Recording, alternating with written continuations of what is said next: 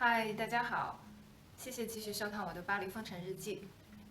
今天是封城后的第二个礼拜，拜一。我刚刚收到朋友发给我的一条未经证实的消息，说如果不是今天晚上，就是明天晚上，马克龙可能会再发表一次电视总统演讲，宣布法国的封城要到4月底。这个跟我前2天谈到我对我老板的预测可能是差不多的，但是我要告诉的是，这个事情还未经证实，那就让我们拭目以待吧。我另外看到一个消息说，法国目前的检测也是没有没有那么多的能力，一天只能检查2000到3000左右，所以估计还有很多病人在等着核酸的测试。这也是为什么马克龙可能会宣布要延长封城的决定，要至少把所有的存量都显现出来。巴黎的人口大概是230万到240万，这是巴黎可能市中心和加上一些市郊，但是你如果要算上大巴黎区域，那就有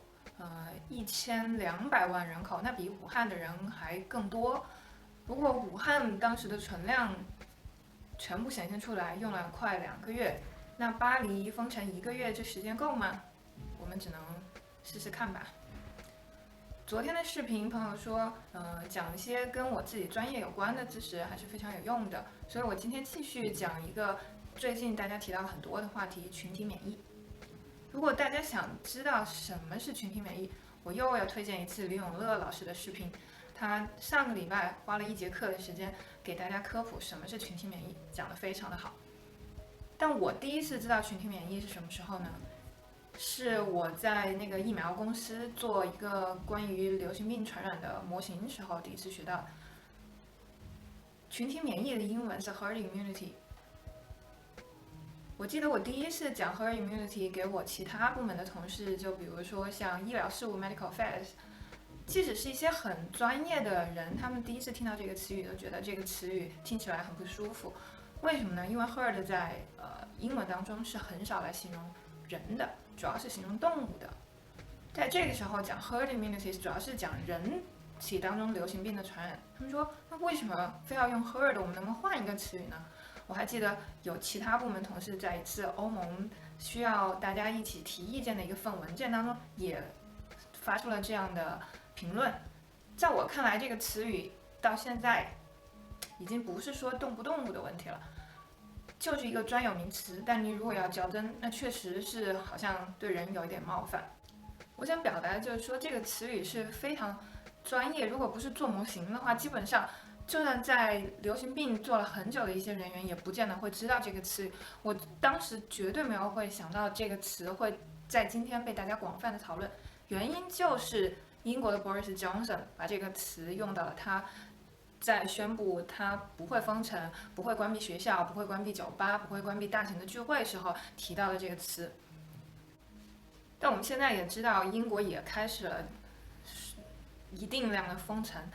因为他们也抵不过其他科学家，就比如说帝国理工的模型对他这个没有任何采取措施的政策的抨击。我在 Twitter 上跟了一个很年轻有为的一个教授，我们经常在谣传，在业内说他可能以后会是英国 Public Health 的最高领导人。他在 Boris Johnson 宣布了那个所谓的不作为的政策之后，在他的 Twitter 上发了一条求助的信息。他的求助信息是说，我们医院是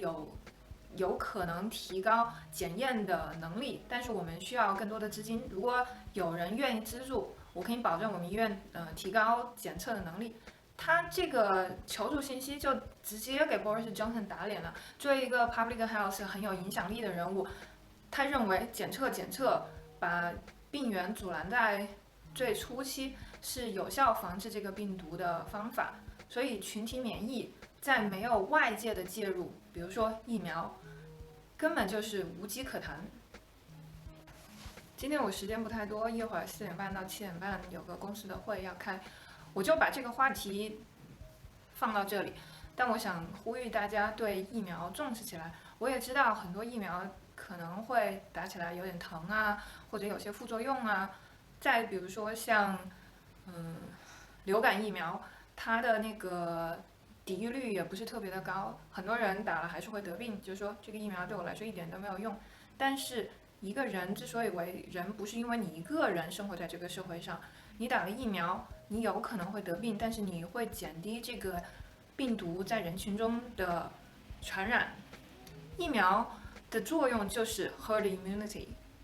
你看了李永乐老师的视频，你也知道，在这个人群当中，有抵抗力的人更多，这个病的传染的速度就会越慢。流感之所以会成为世界上致死率很高的一种病，并不是在于流感本身有多危险，而是在于有很多潜在病和一些潜在的危险，让你本身自己的那些疾病更严重。其实跟这次的新冠也很像嘛。为什么老年人和有潜在病的人员死亡率会高一些呢？就是因为新冠病毒让这些病加重了。所以流感也是一样的。我想呼吁大家，如果以后每年都要打流感疫苗，让这个社会更健康，做上自己能够做的一点贡献。今天就没有出门的视频了，好好待在家里，拜拜。